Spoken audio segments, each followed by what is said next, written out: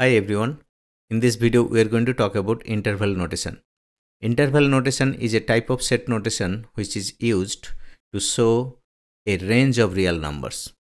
Instead of using the roster form of set notation, we use the interval notation, which is easier to show a range of real numbers. If we have to list down a whole bunch of real numbers in the roster form of set notation, it's going to be practically impossible, because in a range there are infinite number of real numbers, right? So we generally use the interval notation to show that kind of a solution, and generally when we solve an inequality, we need to use the interval notation to represent our solution. So let's take an example. Suppose we solve an inequality and the solution is x is greater than 5. That means x can take any values greater than 5, and we have to represent this using the interval notation as well as the real number line. So there are two different ways of representing this solution. First we will talk about the real number line way of representing the solution. So let me first draw a real number line. Suppose this is our real number line, and we have the origin in the middle, which represents the number 0, and then on the rightmost side we approach positive infinity, and then on the leftmost side we approach negative infinity. And then suppose our number 5, the point that represents number 5 is, say, right here. This is our number 5, right?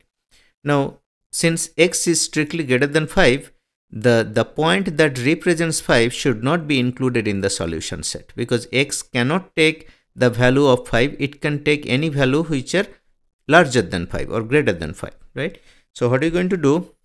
We are going to put a hollow circle around the point that represents 5, and then draw a vertical bar and then a horizontal bar towards the positive side to indicate that the range of real numbers starting from 5, well, slightly more than 5, right? Just after 5, starting from just after 5 all the way to positive infinity, that is the range of real numbers that x can take. So this is one of the ways of showing it on the real number line. Now there is another way of showing it on the real number line also, and let me draw another real number line. Suppose here we have another real number line. We have origin here, and suppose on the rightmost side we approach positive infinity, on the leftmost side we approach negative infinity, and then suppose this is our number 5 right here. So let me use another color. Now what are you going to do? Again we are going to draw a hollow circle around the point 5, because we want to exclude that point, and then from that circle we are going to draw a line like this, which coincides with the real number line. This is also another way of showing the solution, right? And now suppose we have let's take another example. Suppose we have a solution of an inequality where x is greater than or equal to 5. Let's say this time we want to do greater than or equal to 5, right? Then how are you going to represent on the real number line? Well, let's draw a real number line, and then this time, because 5 is included in the solution set, number 5 is included in the solution set, right? So we have to include the point that represents number 5. That means what we're going to do, we're going to put a solid circle. So we're going to draw a solid circle here on the point that represents 5, and then vertical bar and then horizontal bar, because it is greater than or equal to 5. So this time 5 is included in the solution set, and also any number larger than 5, they are also included in the solution set. So this region, this pink or purple region, shows that all the real numbers that fall in this region, they all can be part of the solution set. And similarly, if we want to do it in the other way, so let's again draw a real number line, and this is our origin, this is our number 5 right here, and we can do it like this. We do a solid circle on that point, and then we extend it towards the positive side, towards the right hand side. So that is our solution set for x greater than or equal to 5. And let me also write down, on the rightmost side we approach the positive infinity, on the leftmost side we approach negative infinity. So that is how we represent solution of inequalities on the real number line. Now if we have to use the set notation, so now let's talk about the interval notation. Now if we have to use the interval notation, then this is what we have to do. Now for interval notation, well, for set notation we generally use the braces for set notation, right? And then we list whatever numbers are part of that set, we list them here, which is the roster form, or we could even put our set builder notation where we put the actual condition and all the properties about the solution, right? So that is set notation. Now for interval notation, we use the open parenthesis and the close parenthesis. That is one of the ways, open and close parenthesis, or the brackets,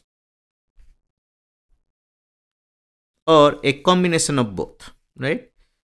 A combination of both would be, it could be like this, it could be open and like this, or even it could be like this. So there are 4 different ways of doing the set notation. It could be using the parenthesis on both sides, using the brackets on both sides, or using open parenthesis and closing bracket, or open bracket and closing parenthesis, right? So now let's take a few examples and you will see when we use which one. But this one is called an open interval, so let me write it down here. So this is called an open interval.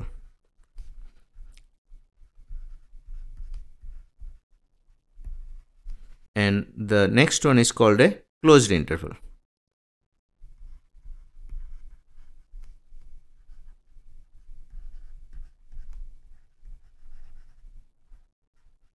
So open interval is this notation and closed interval is this one, right? Now let's take an example. Suppose we have a solution set where x is greater than 5, right? So in the interval notation, we have to show it as a range. So x can take any value between 5 and positive infinity. We have to enclose these 2 boundary values using one of those combination of the interval notation. Now because 5 in this example, 5 is not included in the solution set, we need to use the parenthesis, and on the left hand side it will be the open parenthesis. Now when to use parenthesis? When the number is not included in the solution set. That is one situation, and the other situation is infinity always goes with a parenthesis, because infinity is actually not a definite number. Infinity is just a symbol that represents a really large number, right? So infinity is not a number, it's just a symbol. So infinity will always go with a parenthesis. Now if we are to change this example, suppose if our example was like this, let's say x is greater than or equal to 5, greater than or equal to 5. In that case, what will happen? Well, it will be between 5 and positive infinity. However, because 5 is included in the solution set, we are going to enclose it with an open bracket, right?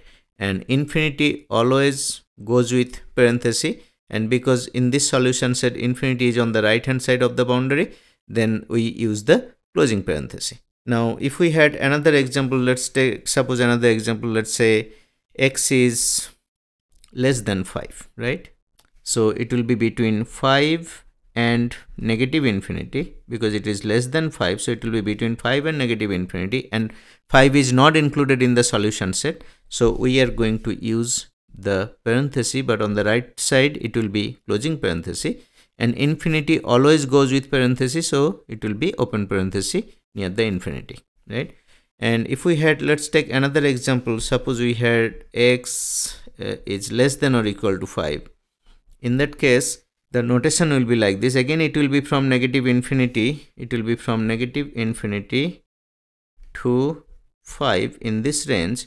But this time 5 is included in the solution set, because x is less than or equal to 5. So 5 is included in the solution set. So we have to use the bracket for 5. And because it is on the right hand side, we have to use the closing bracket. and infinity always goes with open parenthesis, meaning parenthesis, but because this time it is on the left hand side, we are going to use the open parenthesis.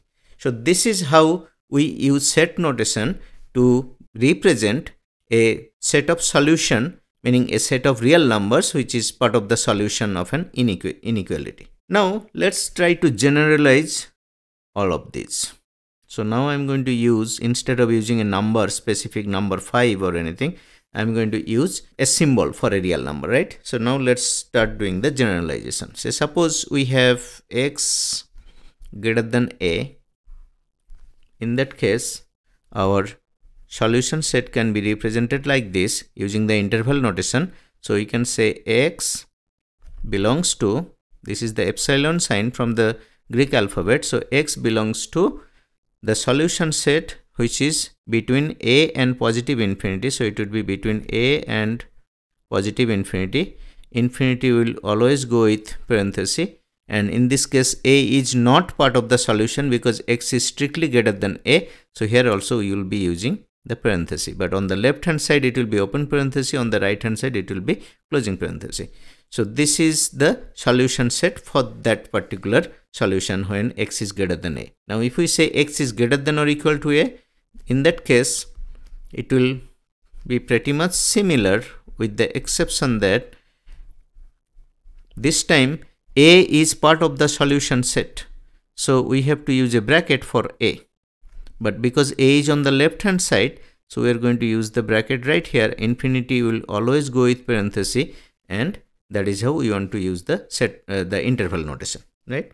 Now let's take another example. Say suppose x is less than a. If we say x is less than a, in that case it will be like this: x belongs to the range between negative infinity and a, but this time a is not included in the solution set, so use a parenthesis. Infinity will always go with parenthesis. Now if we had a solution set where x is less than or equal to a, then it will be like this: x belongs to the solution set from negative infinity to a, but this time a is included in the solution set, so use the bracket, and infinity always goes with the parenthesis. Let's take a few more cases. So suppose we have a solution set which kind of looks like this.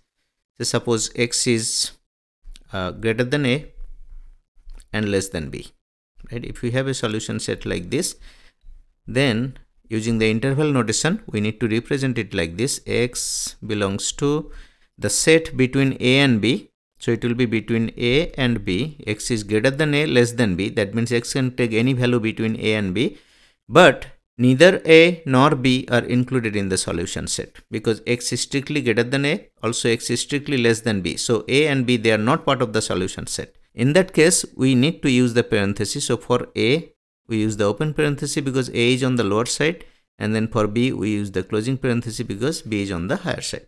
Now if we had a solution set like this, say suppose x is greater than or equal to a but less than b, right?